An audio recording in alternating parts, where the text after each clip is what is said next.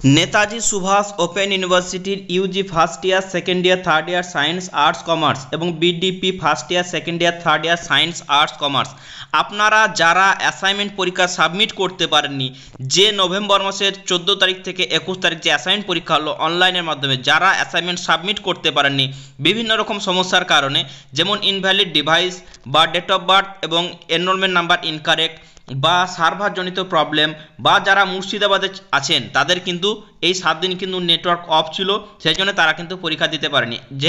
এছাড়া আরও সমস্যা আছে, সেগুলো আর বলছি না। তো যারা অ্যাসাইনমেন্ট সাবমিট করতে পারেননি তাদের জন্য কিন্তু সেকেন্ড চান্স ইউনিভার্সিটি দিয়েছে। এই সেকেন্ড চান্সই কিন্তু আপনাদের ফাইনাল চান্স।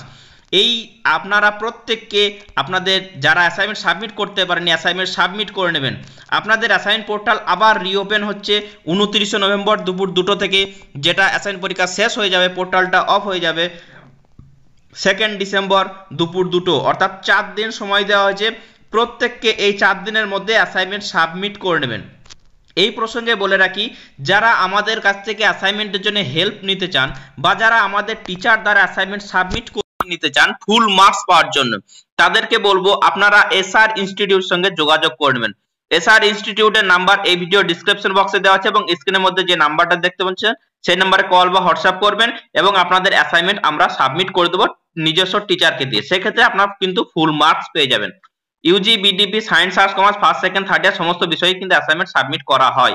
তো আপনারা যারা অ্যাসাইনমেন্ট সাবমিট করতে ইচ্ছুক তারা বুকিং করে রাখুন, যেহেতু সেকেন্ড পেজে প্রচুর স্টুডেন্ট আমরা নিতে পারবো না, লিমিটেড সিট আছে, আপনারা সিট বুকিং করে রাখুন এবং আপনাদের অ্যাসাইনমেন্ট সাবমিট করে দেওয়া হবে। তো আপনারা প্রত্যেককে কিন্তু অ্যাসাইনমেন্ট সাবমিট করে নেবেন। 4 দিন সময় দেওয়া হয়েছে, এই 4 দিনের মধ্যে প্রত্যেকে অ্যাসাইনমেন্টটা সাবমিট করে নেবেন।